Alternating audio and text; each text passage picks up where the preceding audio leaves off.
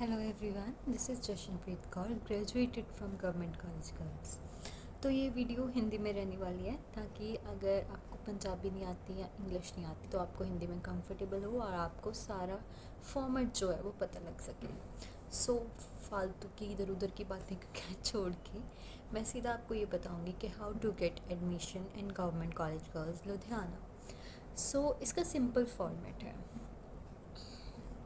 You just आपके +2 में जो एग्ज़ाम्स होंगे उसमें आपके अबव 90% मार्क्स चाहिए अगर आपको गवर्नमेंट कॉलेज गर्ल्स में एडमिशन चाहिए तो देयर इज़ अ क्राइटेरिया कि आपको कैसे एडमिशन मिलेगी। अदरवाइज़ अगर आपके 90% से कम मार्क्स है और आपकी कैटेगरी जर्नल है तो आपको ये एडमिशन नहीं मिलेगी। There would be little chance, अगर 89% है तो आपको शायद मिल जाए, लेकिन हमारी जो यहाँ पे कट ऑफ होता है वो बहुत ही ज़्यादा मार्क्स का होता है क्योंकि ऑल ओवर पंजाब से काफ़ी जगहों से यहाँ पे बच्चे आते हैं। सो आपको काफ़ी मेहनत करनी पड़ेगी यहाँ पे एडमिशन लेने के लिए। देन अगर मैं SC BC और अदर कैटेगरीज़ की बात करूँ तो उनके लिए यहाँ पे एडमिशन यहाँ पे जो एडमिशन है वो थोड़ी ईजियर है क्योंकि उनके लिए थोड़ा कट ऑफ जो है वो कम होता है।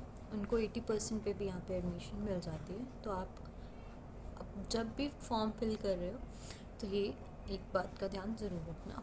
और जैसे ही आपका +2 का रिज़ल्ट आता है, it could be anything, CBSE result आया, ICSE या फिर आपका PSEB रिज़ल्ट आ रहा है, आप सीधा जल्दी से जल्दी जैसे ही रिज़ल्ट आता है आप अपने नियर बाय कैफ़ेज़ में जाओ और वहाँ पे रजिस्ट्रेशन शुरू हो जाती है तभी से, जब रिज़ल्ट आते हैं बच्चों के, और आप तभी से फॉर्म फिल करने स्टार्ट कर दो। जैसे ही आप कैफ़े में जाते हैं तो आप सारे फॉर्म्स जो हैं वो फिल करोगे।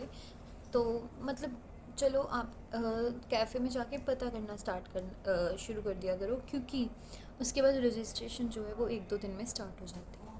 उसके बाद आपकी जो +1 और +2 में जितनी भी अचीवमेंट्स हैं, जो भी करिकुलर एक्टिविटीज़ में आपने पार्टिसिपेट किया, जिसमें भी आपकी कोई रैंक आया, वो सारे डॉक्यूमेंट्स हमारे साथ में अटैच करने फॉर्म के साथ। इट इज़ वेरी इंपॉर्टेंट क्योंकि उससे आपके जो कैसी आपकी पर्सनैलिटी है उनको पता लगेगा और क्या क्या आपकी अचीवमेंट्स हैं जिससे आपको एडमिशन ज़्यादा मिलने के चांसेस हैं। Other than this there are 2 other things, NCC and NSS।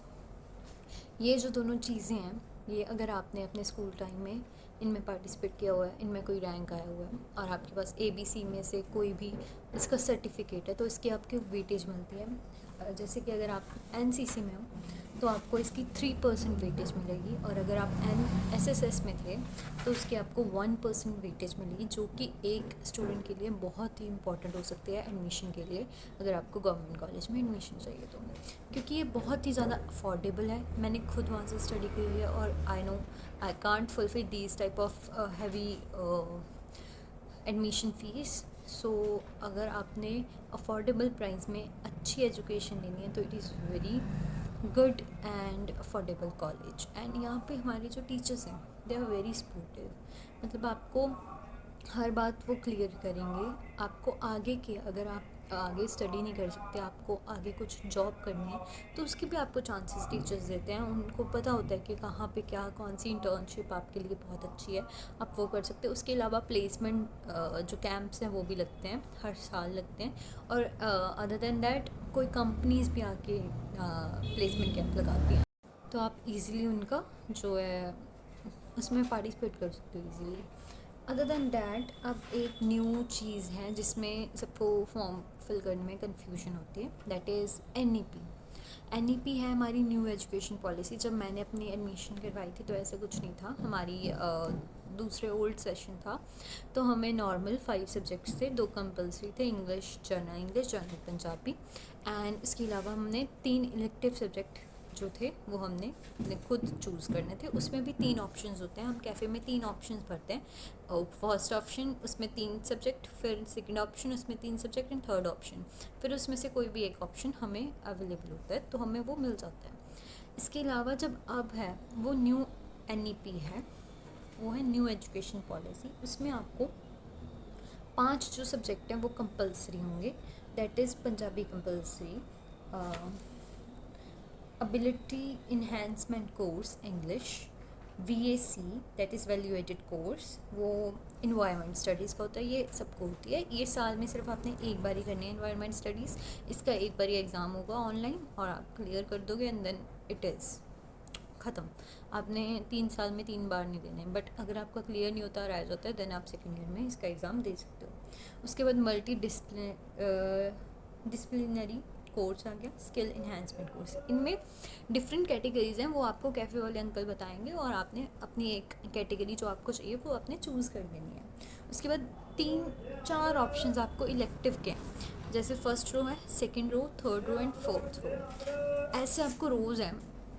उसमें एक लाइन में, जैसे अब मैं आपको एक एग्जांपल दे देती हूँ। इलेक्टिव में फर्स्ट रो में आपको ऑप्शंस हैं इंग्लिश, पंजाबी, हिंदी एंड संस्कृत।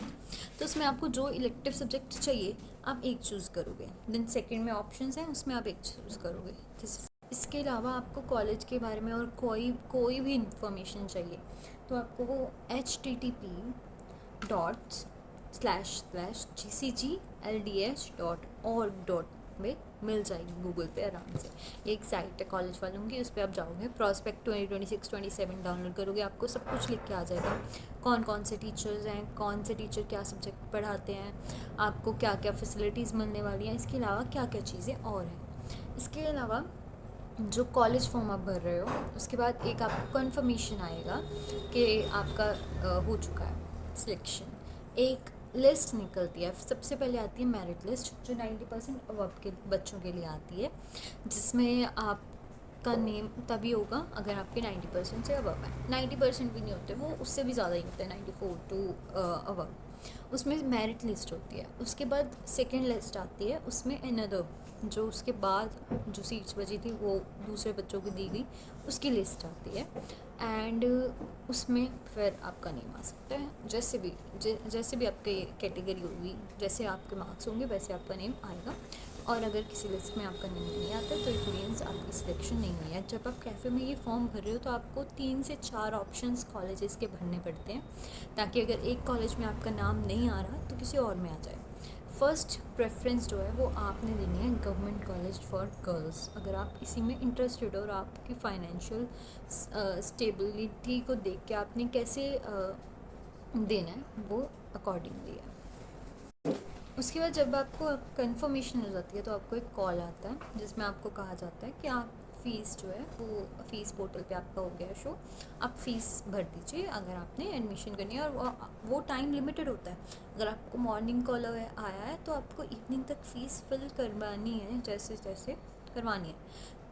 और जो फ़ीस फिल करवानी होती है वो यही है, वेबसाइट मैंने आपको बता दिया, वहाँ पे जाके लॉगिन करना है। जो भी आपके कैफ़े वाले ने आपकी आईडी बनाई होगी वो पासवर्ड होगा वो फिल करना है। उसके बाद फ़ीस पोर्टल पे जाके अपनी फ़ीस जो है वो फिल करवा देनी है। उसके बाद आपको कब हमारी क्या ओरिएंटेशन होती है उस पर आपको बुलाया जाएगा और आपको सारे कॉलेजेस के रूल्स वगैरह बताए जाते हैं। उसके बाद आपको बता दिया जाता है कि कौन सी डेट से कॉलेज जो है स्टार्ट होने वाला है। जनरली 15 जुलाई को कॉलेजेस जो है जीसीसी स्पेशली, क्योंकि मैं वहीं से पढ़ी हूँ, तो वो स्टार्ट हो जाता है।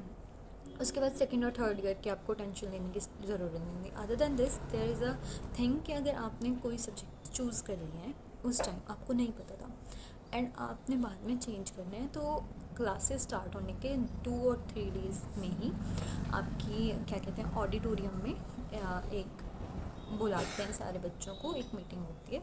उसमें सारे बच्चे जिसने भी जो भी आपने अपना सब्जेक्ट चेंज करके कोई और सब्जेक्ट रखना है, क्योंकि ये MDC SCC का जो बहुत ज़्यादा चक्कर है, बच्चों को नहीं समझ आता है, तो वो आप तब चेंज कर सकते हो, अपने अकॉर्डिंग रख सकते हो।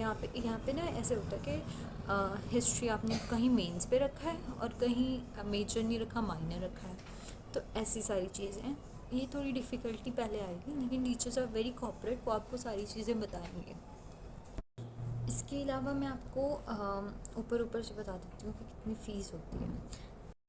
एक न्यू NEP के कारण सबको ये प्रॉब्लम होती है कि हाँ हमारी ये BA जो है वो 4 इयर्स की हो गया। नहीं, this is not true.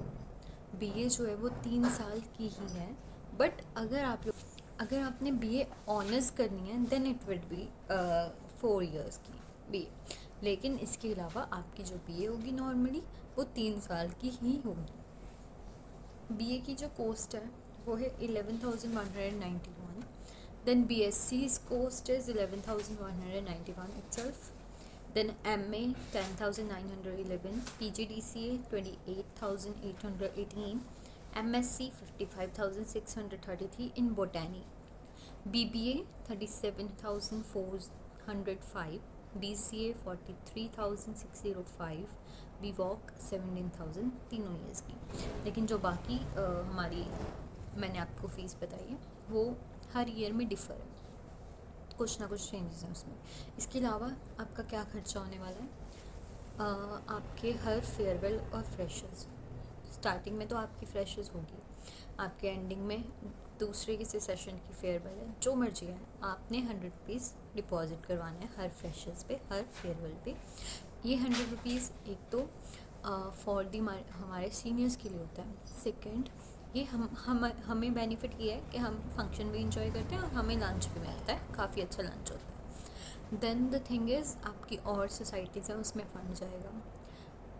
Other than this कई जैसे BBA वाले हैं तो वो 200 to 300 वो ईयर में अपना एक बारी में ले लेते हैं.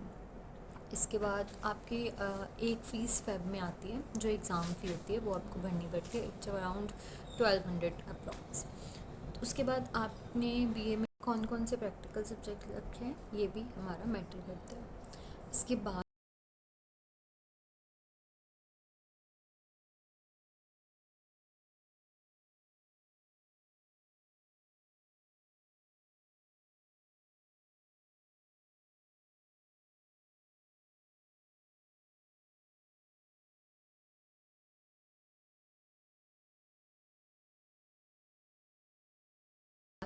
एडमिशन के बाद क्या क्या चीज़ें होती हैं ये जानने के लिए मेरा चैनल फॉलो कर लीजिए. अगर आप ये पूछना चाहते हैं कि और क्या चीज़ें गवर्नमेंट कॉलेज गर्ल्स में हो रही हैं और कौन कौन सी आपको फैसिलिटीज़ मिलती हैं, कौन कौन सी सोसाइटीज़ हैं, तो आप कमेंट कर सकते हैं. मैं आपको और वीडियो बना के दे सकती हूँ. ये वीडियो हम ज़्यादा लंबी नहीं करेंगे. इसमें जर्नल इतनी इन्फॉर्मेशन है, how to get admission in GCC. It's quite good, आपके लिए अफोर्डेबल होगा जो नहीं भर सकते. आप प्लीज़ मेरी वीडियो को लाइक करें, कमेंट करें और अपनी और फ्रेंड्स को शेयर करें जो GCC में एडमिशन लेना चाहते हैं. इसके बाद मैं और वीडियोस बनाऊंगी. And keep loving the videos. Thank you so much.